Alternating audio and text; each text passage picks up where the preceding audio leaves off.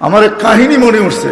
আমি এক পাইলটকে চিনি, তো আমি কথায় কথায় ওকে জিজ্ঞেস করছিলাম যে তুমি পাইলট, এত বড় শিক্ষিত, তুমি ডাবল টেকার চালাও,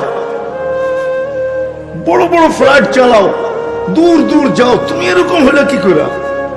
আমাকে বলতেছে মৌলানা मैंने अल्लाह को करीब से देख के हुआ, আমি আল্লাহকে কাছের থেকে দেখা তারপরে এরকম হয়েছে। আমি বললাম যে তুমি আল্লাহকে কাছের থেকে দেখলাম? মানে আমি ফ্লাই করে যেতেছিলাম হেথ্রো এয়ারপোর্টে লন্ডনে।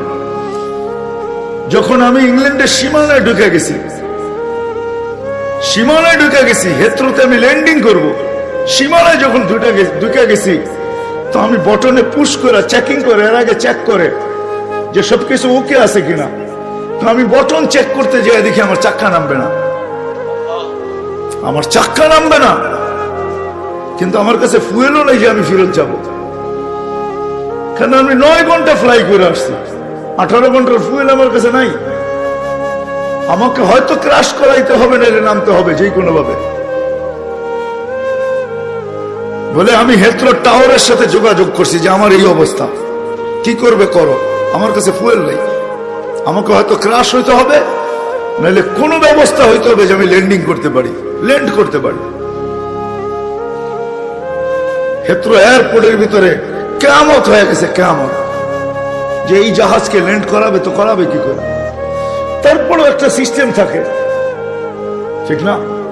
কিন্তু বলে ওই সময় যখন আমি ল্যান্ড করতেছি প্রসেসিং এর মাধ্যমে, তখন আমার হঠাৎ মনে উঠছে আমি না মুসলমান। তখন আমার মনে উঠছে আমার আল্লাহ না সব পারে। বলে আমি চিৎকার দিছি ককপিটের ভিতরে, আমার আল্লাহ সব পারে বলে বটনে চাপ দিছি, গড়গড়ায় আমার চাক্কা নেমে গেছে। আমি স্বাভাবিকভাবে ল্যান্ডিং করছি, এর আগের কিয়ামতের চেয়ে বড় কিয়ামত হয়ে গেছে। পুরা এয়ারপোর্ট ছুটে আসছে, তুমি আমাদেরকে এই ধোকা দিলে, তো দিলে কেন? তোমার জন্য হেথ্রো এয়ারপোর্টের মতো হাজারো ফ্লাইটকে আমরা বাতিল করছি, ডাইনে বামে পাঠায়া দিছি, যে অঘটন থেকে বাঁচার জন্য। তুমি তো স্বাভাবিকভাবে ল্যান্ডিং করলে। আমি বললাম যে চেক করো, তারপরে কথা বলো। তো ওরা যখন চেক করছে, চেক করার পরে দেখছে এই চাক্কা নামলো, তো নামলো কিরা, তোর সব সিস্টেম তো ফেল, এটা কি করে নামলো? বলে আমি দ্বিতীয়বার দরজার ভিতরে দাঁড়ায় চিৎকার দিছি আমার রব সব পারে। তখন আমি এয়ারলাইন্সের মালিককে, এয়ারলাইন্স চালাদেরকে চাবি বুঝাইয়া দিছি, লও তোমাদের চাবি, 4 মাস পরে চাবি আমি হাতে নিব, যদি দেও, এর আগে নিব না। আমি এইখান থেকে চললাম, কেননা আমি মালিককে কাছের থেকে দেখা গেছি। সত্য এটাই, আমি আপনাদেরকে এই সন্ধানে দিতেছি, সত্য এটাই। এই জন্য আমিও দেখা বলতেছি যে এই দেশের মাটির সাথে, মানুষের সাথে আল্লাহর ভালোবাসা আছে। কেননা এই দেশে একটা পরিবেশ আছে যেটা দ্বারা মানুষ হবে।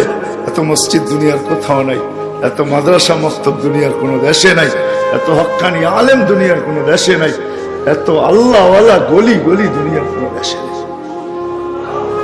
জুড়বে তো? যুবকরা কি বলে? আমি কি বুঝাইতে পারলাম? হ্যাঁ, মানুষ বানায় নিয়ে যাও ইনশাআল্লাহ। মনের স্বাদ আল্লাহ জান্নাতে মিটাবে।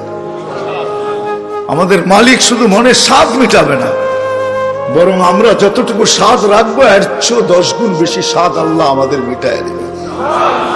আমাদের মালিক বড় মালিক, আমাদের আল্লাহ বড় আল্লাহ।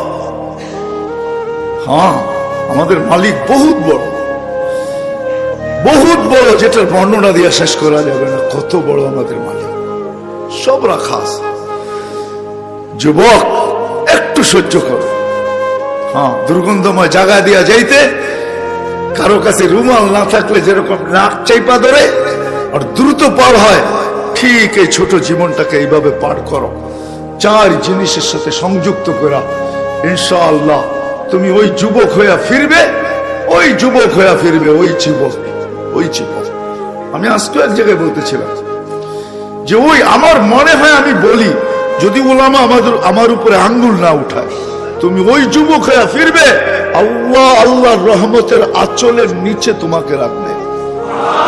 যেরকম মা সন্তানকে আঁচলের নিচে রাখে, আল্লাহ তার রহমতের আঁচলের নিচে তোমাকে রাখবে। ওই যুবক হয়ে ফিরবে। করবো তো পাক্কা? সবাই কি করব? মসজিদে সময় দিব, দিনী মাদারেসের সাথে নিজের সম্পর্ক জুড়ব, হক্কানি আলেমদের সাথে সম্পর্ক জুড়ব, হক্কানি আল্লাহ ওয়ালাদের সাথে নিজেদের সম্পর্ক কি জড়ব, নিজেদেরকে বাঁধবো, চার জায়গার সাথে বাইদা রাখবো। যত বেশি দিতে পারি তত উপকৃত হব, তত তাড়াতাড়ি হবে। কিছু মেশিন আছে, কিছু সিস্টেম আছে, হ্যাঁ কিছু সিস্টেম আছে তাড়াতাড়ি হয়, কিছু সিস্টেম আছে স্লোলি হয়, ঠিক না? আস্তে আস্তে হয়, সময় লাগে। আবার কিছু আছে কি খুব দ্রুত হয়। ইনশাআল্লাহ যত বেশি সময় দিব তত বেশি আল্লাহ আমাকে মানুষের মতো, মানুষ তত দ্রুত গতিতে বাড়াবে।